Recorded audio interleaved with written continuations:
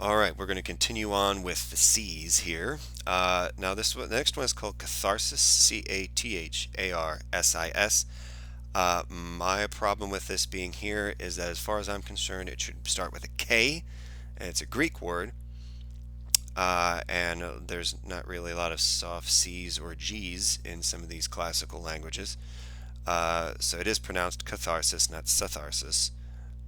And I believe that again, I don't know Greek, I don't know how to write it, but I feel pretty positive that a more correct translation of the letters involved should begin with a K. So if you see Katharsis, it is the same thing, and the K is probably a little more accurate. But it's from the Greek, meaning purging or purification. Aristotle in his Poetics defined tragedy as the imitation of an action that is serious and complete in itself, presented with such artistry that it accomplishes through incidents arousing pity and fear the catharsis of such emotions. This brief cryptic reference has become one of the most famous aesthetic pronouncements on the topic of one of the great literary debates. Aesthetic meaning the artistic aesthetic, not aesthetic, aesthetic. So, in other words, it's the sort of emotional release. So you watch, like the movies, especially in the West, like sometimes some Asian movies don't really do this. They kind of end on a sort of thing, and sometimes more artistic movies or more sort of movies or things that have a little bit more of a dreamlike quality um, might end in kind of a huh? But most movies, most television shows, and shows are now doing not only episode by episode, but in terms of an arc over a season or the whole show, is that emotional release at the end of it. So, you're building up all this tension, all this stuff's going on, and oh my God, what's going to happen? What's going to happen? And the good guys win, the romantic couple that seem like they should get together. Bad guys are punished. The evil things go explodey, all these other things, and you're like, oh my God, thank God that worked out. That sort of feeling at that would be a catharsis. It's that idea, yeah. Sort of justice is done. Yeah, bad guys are punished, good guys are rewarded. The the plots that have been laid to disturb the sort of good of society or the good of people have been disrupted, and now things can be built back up in a healthier way. Like that sort of climactic moment of bleh is kind of what a catharsis would be.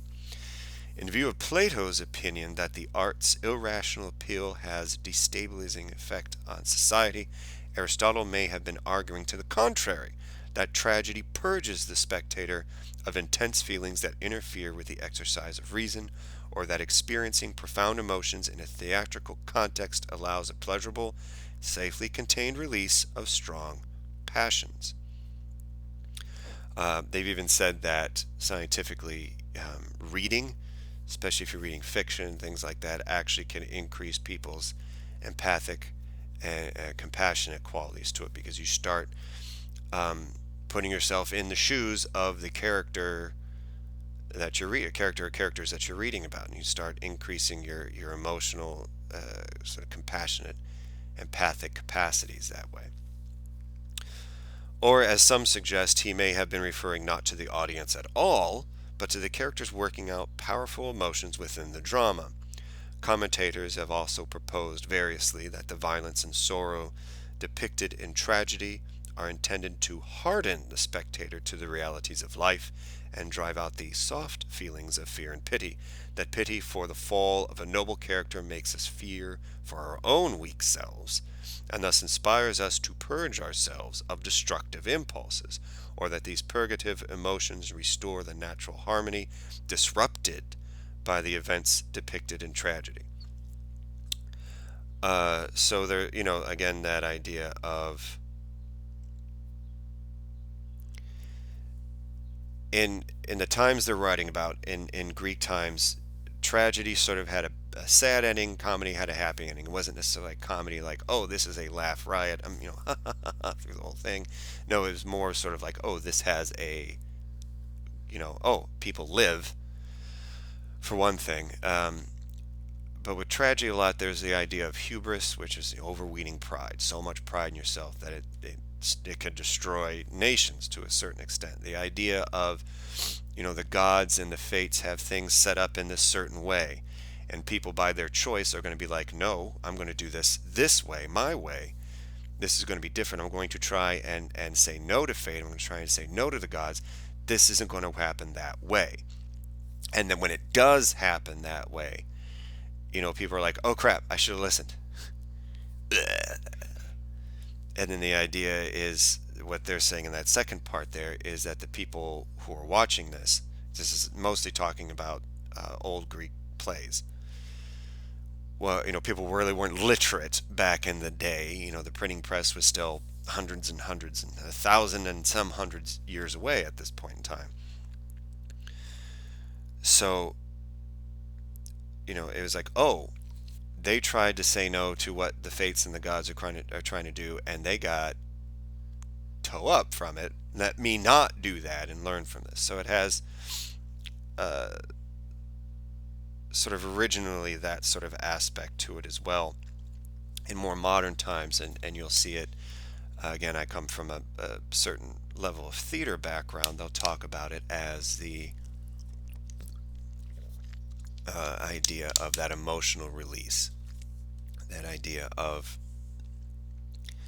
again, justice has been had, bad's been punished, good rewarded, and that's that sort of conclusion in the dramatic arc. You have the beginning incident, the rising action, the climax, and then the falling action is again what you see a lot if you're taking writing. If you're taking theater or anything else like that, or it's probably going to come up even in just the English language arts classes, the drama arc. And that sort of feeling at the end of that where it's like, oh man, whoo, that's the kind of feeling that they want, that catharsis, that release of that emotion. In psychology, the concept of catharsis, purging repressed feelings by bringing up to the consciousness, was basic to the founding of psychoanalysis. It was first expounded in this context in the late 19th century by Joseph Breuer and adopted by Freud, who postulated that hysterical symptoms were the result of repressed traumatic memories which, if recalled under hypnosis or through free association, could be purged and dispelled. So the same thing just now with psychology and with trauma and things like that. Jung might even say, again, another psychoanalysis talking about bringing out, working on your shadow, the stuff that you don't deal with psychologically that does have to be dealt with in order to be healthy mentally. We're always taking in information, always, always, always. And there are some thoughts that we're taught in our society, this is bad, this is good. So if you're thinking that some of these bad thoughts may be kind of cool for whatever reason, then but you're like, no, no, no, no, no, then that's going to be kind of in that operating system, kind of slowing things down a little bit. So the catharsis is realizing those things that are unhealthy or repressed, or being able to actually deal with the trauma. And then, oh man, you feel super great after that. They call them breakthroughs sometimes. So I've seen it where, I've known families are fight, fight, fight, fight, fight, fight, fight, yell, scream, throw stuff, hit all this other things. And then everyone goes off into like their own rooms or does their own thing for a while or something like that. And they come back and maybe they're watching a TV show or something together, and it's, it's not as chaotic on the surface.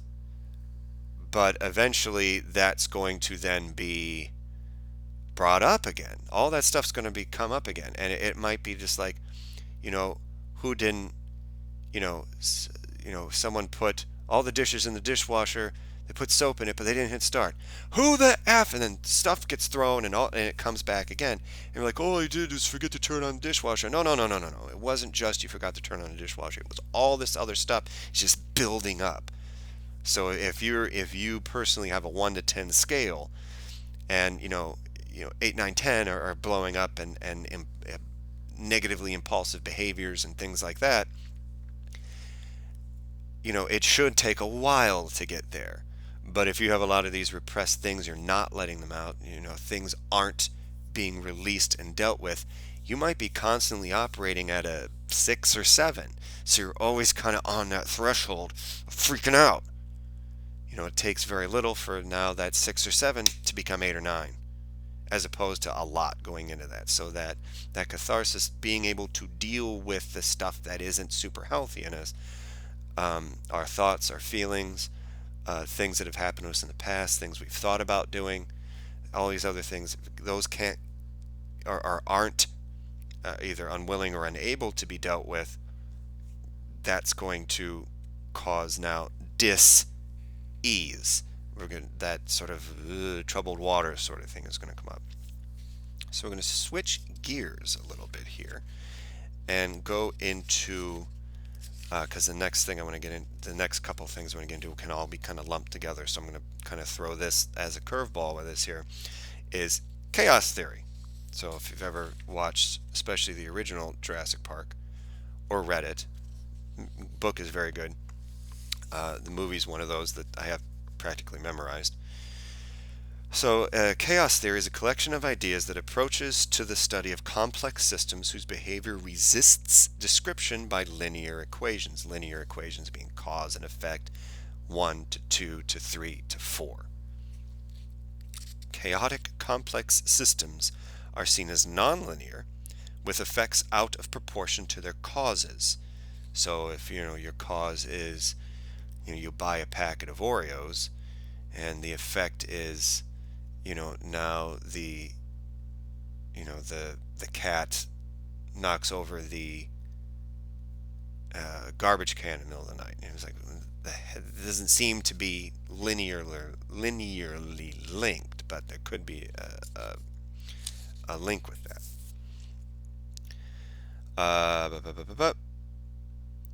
So seen as nonlinear, with effects out of proportion to the causes, dynamic, ever-changing, prone to randomness, and particularly sensitive to initial conditions. So initial conditions, the starting of things. Chaos theory has been applied to the study of weather, population growth and decline, turbulent fluids, forest fires, epidemics, heart attacks, and many other phenomena. Chaos theory was initially associated with the work of the mathematical meteorologist Edward Lorenz in the 1960s and 70s. While seeking more reliable long-range weather forecasting based on computer models, Lorenz found instead that weather patterns are inherently chaotic. His famous example is the proposition that the minute air currents generated by the flapping wings of a butterfly could set in motion forces that eventually result in a hurricane on another continent. So, the butterfly flaps his wings, then has this mighty little thing of pollen that makes, frogs sneeze. Frog sneeze startles the squirrel startles the 4 or 5 deer. These other things start running, starts kicking up a lot of things, and all of a sudden, as more things get sort of affected by that initial cause, this chain of events now creates later on, and maybe like a year later or months later or something like that, this whole chain of things created that system that's whirling up and now taking out half Florida. Concepts associated with chaos theory include strange attractors, in which a system exhibits random behavior that almost but never quite repeats itself. Fractal geometry, with measures irregular, non-integral dimensions, such as the shapes of clouds and mountains. Self-similarity, in which patterns repeat themselves but in different scales. And doubling, as for example when a small change in the force driving a pendulum doubles in frequency. Chaos theory is anything but uncontroversial. Critics charge that it is overly speculative and mathematically unrigorous, so they're saying it's kind of lazy, and that its models and conclusions are unreliable. Nevertheless, chaos theory is becoming an important focus of scientific research, spurred by the growing power of computers, which permits increasing detailed studies of chaotic systems and offers the potential for controlling possible sources of chaos, such as electric power grids. So if you have not seen the original Jurassic Park, what's wrong with you? For one thing. Another thing is, Ian Malcolm had Dr. Sattler hold her hand up like this in a little cup of water, and he dripped the water on her hand, and it went down one way. So, wiped dry the hand, did it again, did it as close to the spot as he could, but it went another way.